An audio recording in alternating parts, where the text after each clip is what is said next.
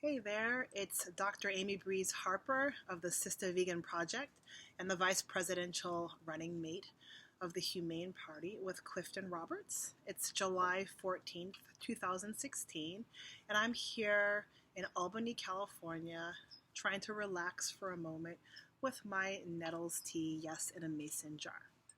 So, over the past few days, many of you probably have had lots of trauma and triggers over trying to explain to mostly white identified people systemic racism, anti blackness, racial profile, not just when it comes to the police, but in life in general. How we're profiled, how we are seen as a threat, or that we must have done something wrong. Even if we're wearing a business suit, even if we're not holding a gun. Just these amazing conversations, both frustrating, but also there's a lot of people with hope. Just having these conversations, and for me, I've spoken a lot about recipes for racial tension headaches. I have a new book coming out with a similar title.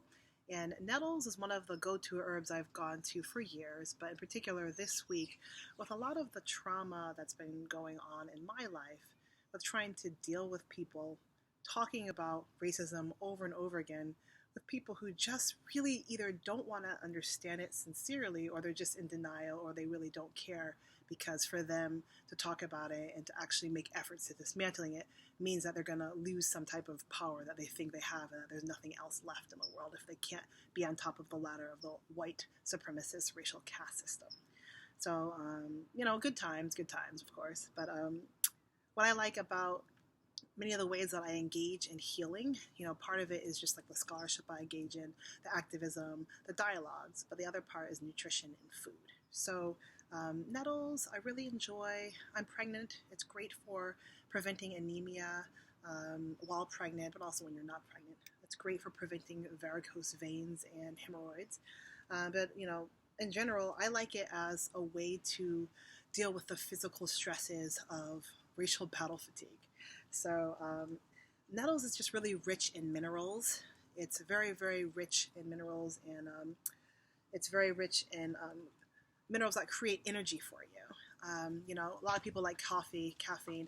I personally don't like caffeinated beverages to get me pepped up. I like to actually boost my energy levels either through sleep, which most of us don't get enough of, or through proper nutrition and food that's correct for my situation and my body type. So I've been kind of bulking up the nettles consumption over the past week. What I do is I put in 1 cup of nettles leaf, not the root, but the leaf, in a pot of boiling water, a gallon of boiling water. And I put it in there, then I turn that off, and I let it steep overnight, and I infuse it, and it draws out the rich minerals and life-giving energies, and it's called an infusion. So the next morning I strain it, and I put it in a glass jar, and then I put it in my refrigerator, and I like to serve it chilled. So I've been doing this, and I just feel much better as I'm trying to deal with, trying to talk and have dialogues about just systemic racism over the past few weeks. It's been very, very tough. And in addition, I do live in a mostly white neighborhood, and some of you probably read my blog post from the other week when we just moved into our short-term housing, and the police were called because someone was looking suspicious, carrying some boxes into her house as a black woman. So just kind of dealing with that. And the other night when I was watching the surgeon in Dallas who had taken care of the police officers who had been shot, the black surgeon who was talking, and he's been on CNN as well, really just talking about what it's like. And I thought it was just so timely, but also it just brought me to tears. Listening to this black man, this black surgeon say how, in uniform, how he's treated. And then when he takes the uniform off, when it's no longer clear that he's even a doctor or surgeon, how he does constantly fear for his life, constantly fears interactions with the police. But the way he says it was just like, please, he was saying, please know that, I will do my best to save your life. I'm there for you. If they come into the emergency room, they need his help. But when he said, but also know that I fear you. And that just was, I just lost it. I was like, wow. And him talking about this, publicly, and you could see in his body and his face that like he was really just holding on and really trying to get it, make it through this. And you could see that he was just battling so much, but it was just such a complex situation to be talking, that the person who happened to be on scene, who's the surgeon for these men, people who had been shot, was this black man who is talking about what it's like to be a black surgeon, a black man in this country, and that he will do his best. Doesn't matter who you are when you come into the room, that he will help you, But when he takes that uniform off, and he takes that coat off, how he still fears for his safety, and that he and the rest of his black professional friends have that same conversation. So that night I did make my Nettles tea, and I tried to breathe deeply in my stomach. And I just really thought, as I'm writing my book, Recipes for Racial Tension Headaches, how this is just, it almost seems like it's never ending, It's just getting more and more complex, and the violence has always been there. The racialized violence has always been there. I'm not talking just about police officers, and it's not all police officers. It's particular number of police officers that do racial profiling. I'm not just talking about like police. I'm talking about an entire system in which most people, if you spend most of your life in the United States, you have been misinformed, mistaught through K through 12 education, through mainstream media, that white people are presumed innocent until proven guilty, and that black folk are guilty until proven guilty. That's a joke, but not just in the sense of the criminal justice system, but me really thinking about growing up, and I'm thinking of a story of my brother when my mom was called into the school when he was in kindergarten, and he had a speech impediment, and the teacher asked, and it's all white school system, do you think he has a speech impediment because he's black? So once again, it's that person doesn't have a gun, right, to enact violence, but they do have the power to determine whether or not my brother should advance. And obviously that's based on this racial bias, that he must have a speech impediment. He must have something intellectually wrong with him because he is black.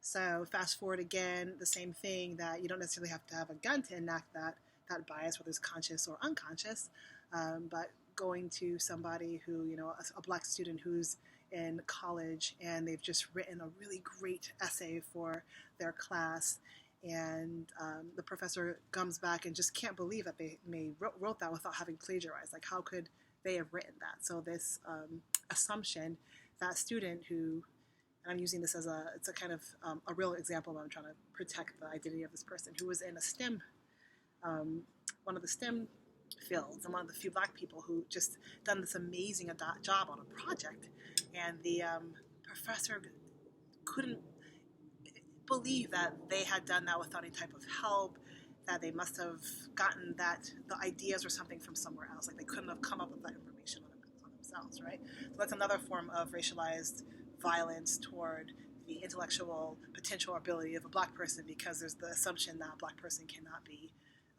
as intelligent as their white peer. So it's like these things have been going on and on and on. So I've been thinking over the past week that a lot of the conversations, at least I see on Facebook, but also I'm on Nextdoor a lot, they're only really focusing on police violence, but like what you see manifesting as police violence, that's just like the tip of the iceberg.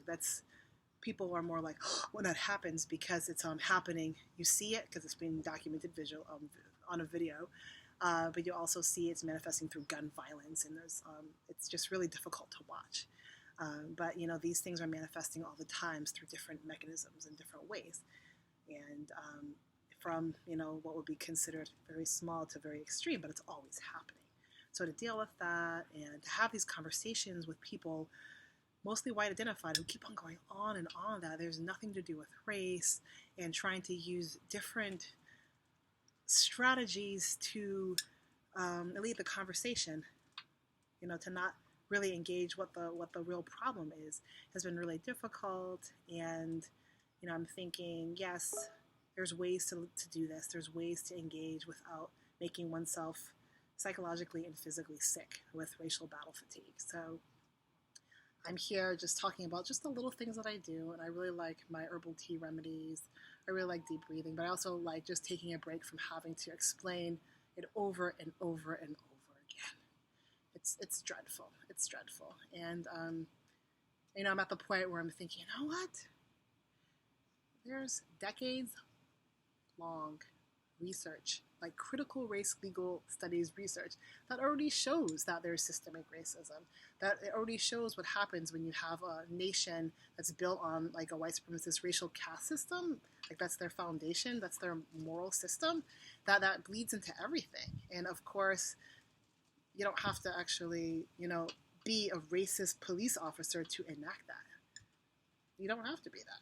You don't have to do that. Just by default, if you're in this country and you're racialized into whiteness, most likely you're going to have behavioral patterns, belief systems that mimic that in every aspect of your life, whether you're conscious or unconscious about that. So, instead of getting defensive and saying, well, I'm not like that white cop that just enacted violence on that black person, like, let's go beyond that. Is there a possibility to go beyond that? I think there is. But for some reason, over the past week, maybe white fragility, I have had a very difficult time going beyond that as usual, getting people to just drop the defenses, stop making it about their feelings or like, what are you saying? I'm a white person? That's bad? Just like that cop? Like, we're not talking about that. We're talking about how you may or may not collude with this system on every level, whether it's conscious or unconscious. And instead of doing things like, well, all lives matter, and why can't we all just, love each other and have unconditional love for each other, let's get beyond that superficial whatever that is and start enacting action plans.